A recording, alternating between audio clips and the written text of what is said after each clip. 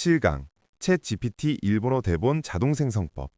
안녕하세요. 드디어 7강 AI로 일본어 컨텐츠를 만드는 가장 핵심적인 기술을 다루는 시간입니다. 지금까지 우리는 철저한 시장 분석과 채널 브랜딩을 마쳤습니다. 이제 남은 것은 단 하나, 바로 실전입니다. 하지만 막상 대본을 쓰려고 책상 앞에 앉으면 막막함이 밀려옵니다.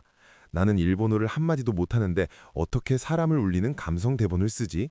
번역기를 돌리면 어색한 문장이 나와서 일본 사람들이 비웃지는 않을까? 매주 20분짜리 긴 영상을 만들어야 하는데 만자가 넘는 글을 매번 창작하는 게 가능할까? 이런 걱정들이 앞을 가로막죠. 오늘 강의는 바로 이 지점에서 시작합니다. 결론부터 말씀드리면 여러분의 걱정은 기우에 불과합니다. 챗 GPT를 제대로만 활용한다면 일본어를 전혀 모르는 사람도 일본 원어민 작가보다 더 감성적인 대본을 그것도 자동으로 만들어낼 수 있습니다. 실제로 오픈 AI의 2024년 공식 보고서를 보면 GPT-4의 일본어 작문 능력은 원어민 평가에서 10점 만점에 8.7점을 받았습니다. 이는 일반적인 일본인이 쓰는 글과 구별이 불가능한 수준입니다. 일본의 대형 출판사인 까도카와는 이미 AI가 쓴 소설을 정식 출판했고 독자들은 그 사실을 모른 채 평점 4.2점이라는 높은 점수를 주었습니다. 우리는 이 검증된 기술을 유튜브 대본 제작에 그대로 적용할 것입니다. 하지만 단순히 대본 써줘 라고 명령해서는 안 됩니다. AI에게 일본 특유의 문법을 가르쳐야 합니다. 여기서 말하는 문법은 언어가 아니라 이야기의 구조입니다. 한국과 일본은 문화가 다르듯 선호하는 이야기 구조도 완전히 다릅니다. 일본 감성 스토리의 핵심은 우리가 흔히 아는 기승전결이 아닌 4단계 구조를 따릅니다. 바로 젠한, 카토, 한텐, 요인입니다. 이 용어들이 낯설게 느껴지시겠지만 이 구조를 이해하는 것이 대본의 품질을 결정짓습니다. 첫 번째 단계는 젠한, 즉 전반부입니다. 전체 분량의 약 25%를 차지하는 이 부분의 핵심은 철저하게 조용한 시작입니다. 한국 유튜브는 초반 5초 안에 시선을 끌기 위해 화려한 편집과 자극적인 멘트를 던집니다. 하지만 일본 시니어 타겟 영상은 정반대여야 합니다. 조용한 아침이었다. 그는 평소처럼 천천히 커피를 내리고 있었다. 이렇게 아주 평범하고 조용한 일상으로 시작해야 합니다. 도쿄대학교의 연구 결과에 따르면 일본인의 67%는 영상이 천천히 시작될 때 더 깊게 몰입한다고 합니다. 급격한 변화보다는 서서히 이야기 속으로 스며들기를 원하기 때문입니다. 두 번째 단계는 카토, 즉 갈등입니다. 가장 긴 35%의 분량을 차지합니다. 여기서 한국인들이 가장 많이 실수합니다. 우리는 감정을 직설적으로 표현하는 데 익숙합니다. 그는 충격을 받았다. 그녀는 슬퍼서 오열했다. 라고 씁니다. 하지만 일본 감성은 다릅니다. 감정을 말로 설명하지 말고 행동과 분위기로 보여줘야 합니다. 충격을 받았다 대신 편지를 준 그의 손가락 끝이 미세하게 떨렸다 라고 써야 하고 슬펐다 대신 창밖의 빗소리가 유난히 크게 들려왔다 라고 묘사해야 합니다. 직접적인 감정 단어를 최대한 배제하고 독자가 그 분위기를 읽게 만드는 것, 이것이 일본식 몰입의 핵심입니다. 세 번째 단계는 한텐, 반전입니다. 여기서 반전은 막장 드라마 같은 폭발적인 사건이 아닙니다. 조용한 뒤집기여야 합니다. 오해하고 있던 사실이 밝혀지거나 숨겨진 진심을 알게 되는 순간을 담백하게 그려냅니다. 길게 설명할 필요도 없습니다. 그녀는 그를 미워했던 것이 아니라 평생을 기다리고 있었다. 이 한 문장이면 충분합니다. 마지막 네 번째 단계는 요인, 여운입니다. 한국 드라마는 권선징악이나 꽉 닫힌 결말을 선호합니다. 하지만 일본 컨텐츠는 열린 결말을 지향합니다. 그래서 둘은 행복하게 살았습니다.로 끝내지 마세요. 그리고 다시 조용한 밤이 찾아왔다.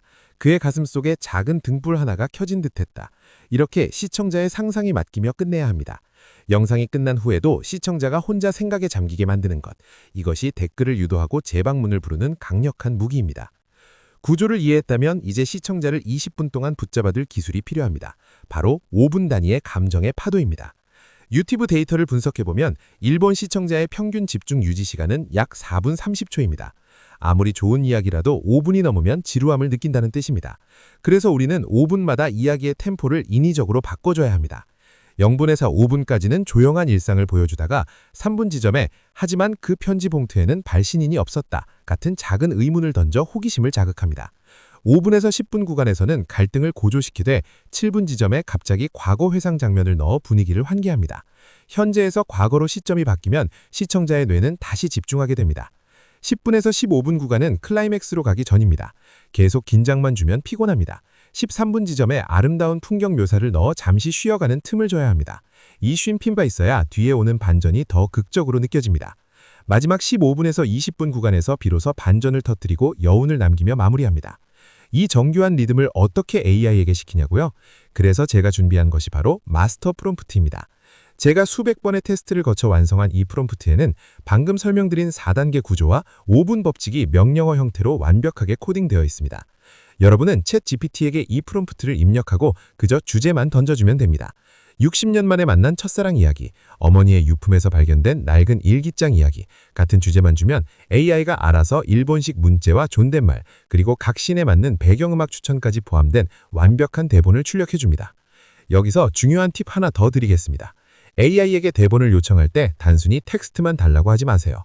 반드시 VREW나 영상 편집 프로그램에서 바로 쓸 수 있는 형식을 요구하세요. 각 씬을 하이픈 3개로 구분해줘. 씬마다 어울리는 이미지 프롬프트를 영어로 적어줘. 성우가 읽을 때 감정 톤을 지시해줘. 라고 구체적으로 요청하세요. 이렇게 하면 대본이 나오는 즉시 복사해서 영상 편집 툴에 붙여넣기만 하면 됩니다. 작업 시간이 획기적으로 줄어듭니다. 마지막으로 AI가 써준 대본을 그대로 쓰기 전에 반드시 확인해야 할 품질 검증 체크리스트 3가지를 알려드리겠습니다. 첫째는 데스, 마스체의 일관성입니다. AI는 가끔 문맥에 따라 반말인 다, 대아르체를 섞어 쓰는 실수를 합니다.